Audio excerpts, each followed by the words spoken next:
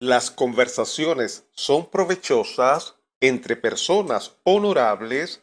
Nunca puede ser provechosa si participa una persona intelectualmente deshonesta, como lo es una persona contumaz.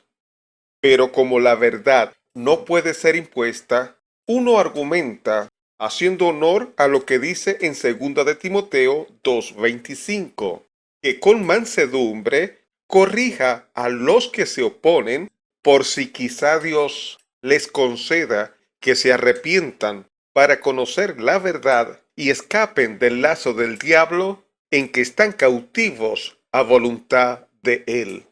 Pero si la misma persona ya está predispuesta a no recibir ninguna explicación, entonces uno argumenta para las personas que nos estén escuchando, porque uno nunca sabe si hay personas que aman la verdad y esas personas sacarán sus propias conclusiones.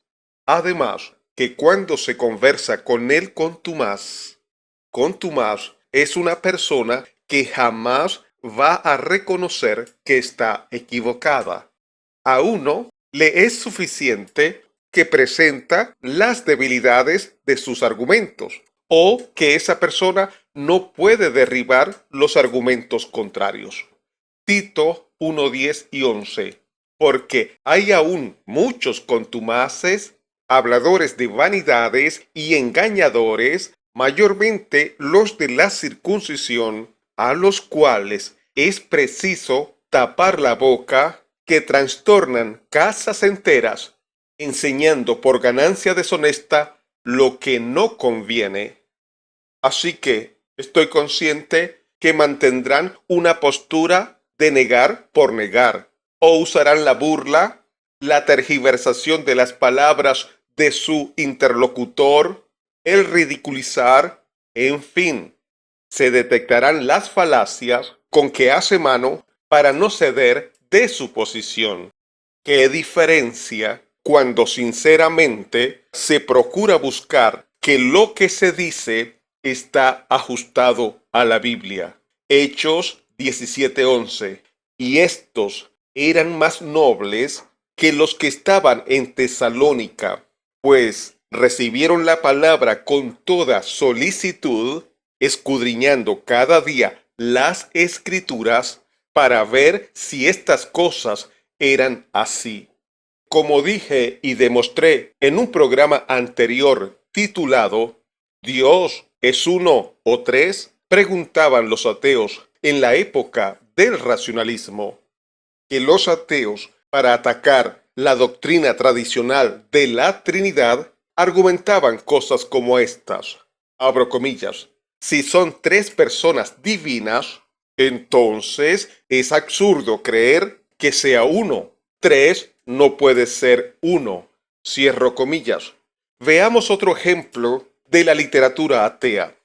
Libro Crítica Religiosa del autor Voltaire, versión al español de Pedro Segui, de la editorial Grijalvo, fecha de edición 1971, página 33, capítulo 2, Sentimientos del cura Meslier. Cito: pero en la doctrina de los cristianos hay cosa más ridícula y más absurda todavía, porque aparte lo que dice de un Dios que es trino y de tres que hacen uno, afirman que este Dios triple y único no tiene cuerpo, ni forma, ni figura, que la primera persona de este Dios triple y único, llamado Padre, ha engendrado él solo una segunda persona, el Hijo, que por ser en todo semejante a su Padre, no tiene tampoco ni cuerpo, ni forma, ni figura. Fin de la cita.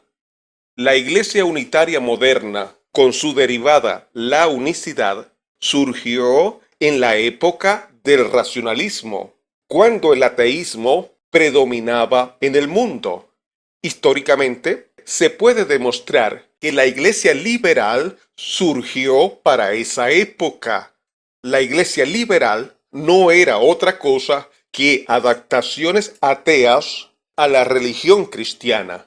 Y podemos ver los argumentos ateos que cometían la falacia del razonamiento circular o círculo vicioso, porque al argumentar tan reiterativamente que si eran tres personas divinas, entonces no podía ser un dios, sino tres dioses. Se asumió que el uno solamente es unidad simple y que otra forma de interpretar el uno era incorrecto y se consideraba absurdo. A partir de interpretar el uno en su sentido de unidad simple, se hicieron adaptaciones a la doctrina cristiana. Apareció el unitarismo, en donde el Padre solo es Dios, pero el Hijo es un Dios inferior. De muestra tenemos a los amigos testigos de Jehová y el Espíritu Santo. Para ellos es una fuerza activa, basados que si el uno es unidad simple, pues desde esta percepción, el Hijo y el Espíritu Santo no pertenecen a la deidad, porque solo uno es Dios. Y desde la visión unicitaria, para hacerlo calzar en la unidad simple, se empleó nuevamente el modalismo, pero repito, basado en el pensamiento ateo que uno es uno, es decir, unidad simple. En 1913 apareció un señor de nombre John G. Shepherd diciendo que Mateo 28:19 eran títulos para una sola persona, quien era Jesús. Entonces, adaptando la creencia a la unidad simple, pues dijeron que el Padre, el Hijo y el Espíritu Santo era una misma persona, que se llamaron o se llaman así en los diferentes tiempos que se ha manifestado. En la creación se le llamó Padre, en la redención se le llamó Hijo, y en la época de gracia se le llama Espíritu Santo.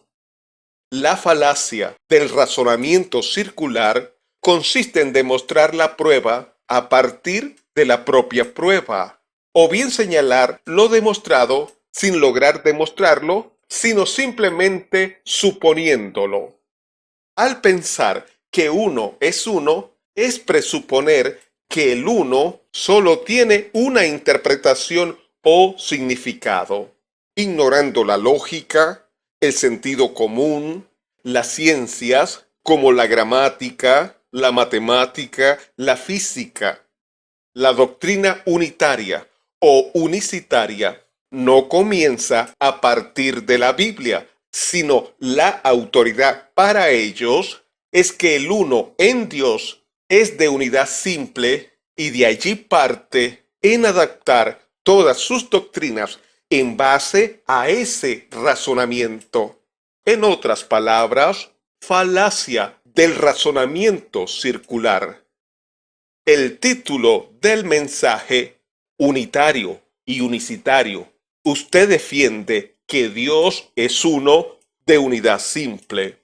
¿Y quién les habló? Su amigo Omar Duareb.